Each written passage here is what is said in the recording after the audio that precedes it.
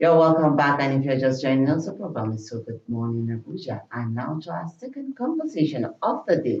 We'll be looking at how we can promote awareness, as what we are doing right now is promoting awareness to everybody, about the best practices so that we can stop social media hacking. And to do justice to that, we have a cybersecurity expert in the house in person of Adam Yusuf. You're welcome to the studio, sir. Thank you. Compliment of the season. I wish you say good morning. Good morning, Yes. sir. Good morning. And it's good to have you. How do we now, raise awareness about social media hacking, crucial in today's digital age?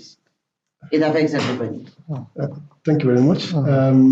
Social media itself is actually a technology that allows you to create content. Okay. Allow you to share your feelings. Allow you to share videos. Allow you to communicate with others seamlessly. It actually started as what people used to make chat within themselves until everybody get to where now they're even serious businesses across the social media. Okay. And so there are several of them. Maybe the most common one that most people use around here for different ages. For we digital migrants, we're used to Facebook. Okay. Okay. For the natives, they are more close to Instagram, Yes. TikTok, the WeChat, and X. and all the rest, and the X. And Telegram is actually also for the digital migrant too. Yes. The younger ones don't think it's for them. Okay. So all these various ones exist. Okay. And they actually facilitate the communication. They were made free. And so because of that, everybody were lured into using them, become so dependent on it, as if we can't do without it. I mean, practically, most people don't write letter again. You just greet yourself via social media. Okay, and it's true. It makes it easier. So it becomes, people are actually even doing real business, selling things online via social media and making money out of it. So we become so dependent. With the advent of smartphones, now everybody prefer to just send your expression, your feelings through your social media. Okay. I mean, sometimes I ask myself, how are we faring in early 2001 when we're having 2G that can only send SMS and make a call? I was like, how were we doing that? I don't know. Now, we're also dependent upon it, yes. Okay. Yes, and so because everybody is now using it, it's like we've moved our life from the physical world to the virtual world. Okay. So likewise, we used to have the criminal element in the physical world. They've also decided to move to the digital world to wait for people there. And that's why there's a challenge. Everybody needs to be taught how to use it and protect yourself from being undermined by those we call them cyber criminals. Yes, right. Now, and the first thing we'll tell people today is that first and foremost is that be sure why you're on social media. When you know why you are there, what do you really want to be on social media? If you have no business being there, don't be there. Number two, also advise that people should not use their business line for their social media. If the same phone you use for your bank app, the same phone you use for social media, means that if I take control of your phone and then I could do something on your social media and your bank app, and whatever message is supposed to come back for you to indicate, I'll still have access to it. So we should try to separate our business interaction from the one that's just for social interaction. Another thing we should tell everybody to do that when we use a social media, I mean, most of these apps, they have make a lot of provision for you to protect yourself. Don't leave them to just your default settings. No. Go to the settings and change some things there to what you think you need. The one you don't need, turn them off. Two, enable what they call two-factor authentication in such a way that nobody does enter your social media without a message being sent back to your phone.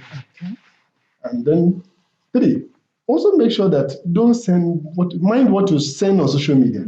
Some people expose themselves. You are going for a party, you take it on social media. You are going for a picnic, and that means the criminal knows that your house is empty at that time. So wherever you are going, some people like they can live their entire life on social media. This is not really safe. And actually, you expose yourself to a wider world of people that are more hopeless than living the physical world. So for that reason, people should be careful what they show online. And so these are part of them. They also advise them that look, when you change your password, make your password used for social media is strong enough. A mixture of alphabets, a mixture of lowercase, special character, numbers, And there should not be a date of birth. Because most people will know it. Most of your colleagues will know a date of birth, or in your document there's no date of birth. It shouldn't be as long as everybody know, okay, you do this. Some people just put their name as the password. Yes. It will be easy for. So for all in cybersecurity, you have the more you mix different characters, and the longer it is, the more difficult it is for it to be compromised. But for, as you said, the migrants, with the migrants, it's easier to just Migrate, your birthday ones, and then you just use them. It's something you want to remember. So they will tell you that, look, if you want to be secure, this is to make sure you, and also advise that at least every 6 months, change your password. Wow. Every 6 months? Change it regularly. Even if somebody has captured it somewhere, then by the time you change it becomes useless. Because and then we also tell people that be careful. All these free third-party software you download, they are free and free. I know most of them, once you download, access to everything, and you grant access. Some of them are actually owned by those rogue people who used to pick all your details from your phone. Wow. And so for that reason, if you don't need the free, it doesn't because it's free, it is full of fun. Let me just download this. Okay. Then also notice that there are people they send message to. If you don't know who send you a message, particularly pictures or a message that shows picture but nothing is showing, and just say click, don't click. Some send you SMS message and it will show you, it will be unknown. And you say download. Don't download, because behind that unknown, there's a code behind that. Once you click, it will install on your phone with your access right. It's like it's like you open the door, someone is following you behind, entering the house with you. So your key is useless. Since you hold the key, you open the door and entered with you. Then your key cannot play any role. So once you click such things, it's going to execute with your own access right, with your own permission on your phone.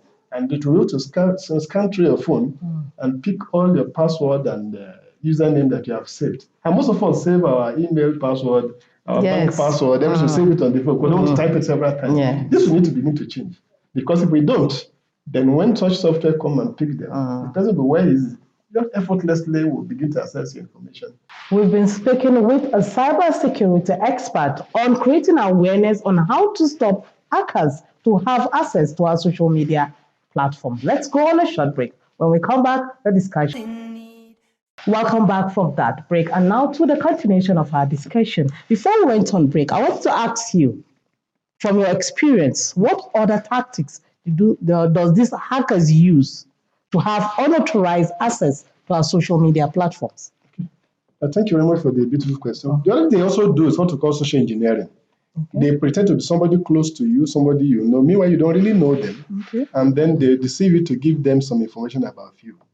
And then some of them, what they do is if they have to hack somebody's WhatsApp who did not protect his own, they go to all the group he belongs to and begin to find out who are his associates. I'm going to send them dubious messages, send me money, I'm in need. I provide my account, send my social account. And some people are falling victim. I want to tell people that, look, once somebody send a message that send me money, call him. If he cannot answer your call, then he cannot use the money if you send it. So don't send money until you talk. Be sure that the person requesting is actually the right person. And that's very happening very frequently. And so we must also begin to educate our family members, our workers, our colleagues, our group, even platform members. Look, make sure you have two-step authentication on your phone. Because if one person is hacked, then everybody's at risk.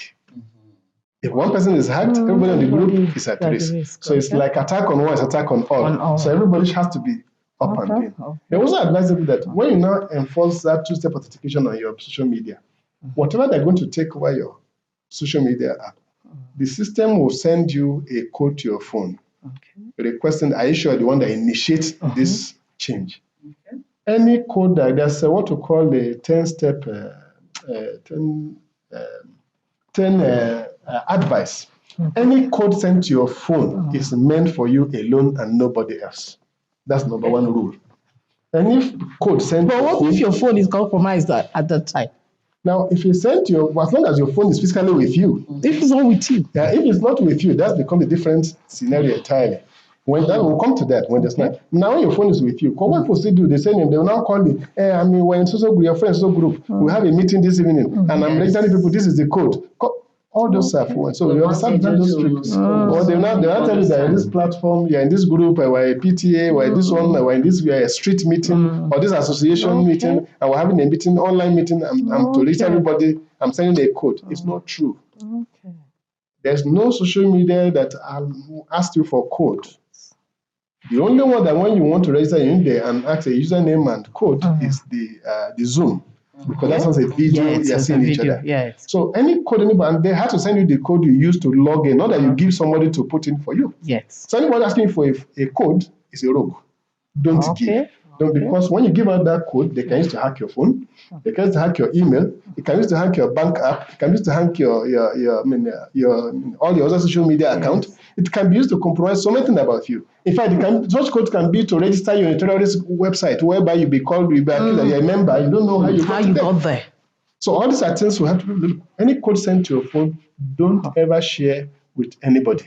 So how can individuals or organizations improve, their understanding of social media threats and also protect their own accounts? Yeah. So there are two aspects of using social media. Some people use for personal use, others use for business. In fact, as organizations, they discuss more via these social media apps. Now, when you have business social media, it's a different ball game entirely because they have to have a policy that guides the usage. There has to be rules and regulation of who and who should have access to it, and then what you can do on the platform. And then everybody should be educated on those measures they should take so that nobody is, like I mentioned earlier, attack on one person, like attack on all. So for that, we must make sure everybody is aware so that nobody go and fall victim. But one person is compromised, it exposes every other person on the same group. And if your brand is compromised, that is more dangerous for an organization. And that's why they need to do additional, which I think we've made. It's beyond today's discussion. Okay. What they need to do in order to protect their digital brand image. Okay. From your analysis, finally, I want you to, education is a continuous thing. I want you to educate us more on those steps we need to take to protect our social media platforms. Now, apart from the ones I've mentioned earlier, that we should try as much as make sure we check all our settings, ensure we have good password, we change it regularly. Also ensure that you don't leave your physical phone exposed to people that can manipulate it when you're not there. Then should also remember that security is a continuous journey. It's not a one-off affair. It's something you keep checking activity. And when you see any message reminding you from social media that, look, you have done this, you have done this, be sure you actually did. Otherwise, quickly go in and complain. There are ways you can report to the social media app, look, this is not from me, and they will take measure to reverse whatever has been done. But if you don't do it within 24 hours, the person must have taken over your account before you know what has happened. That's why I have to be conscious when we use our social media. It has to be something we'll do as a continuous process. Thank you for coming. Thank you for this educative discussion. We've been speaking with Alam Yusuf, a cybersecurity expert, on how to prevent our social media from hackers. The social media has become a hacking space for these hackers, and the cyberspace is no longer safe. So protect yourself. Get educated on how to protect your social media platform. Let's go on a short break. When we come back, Good Morning Abuja continues.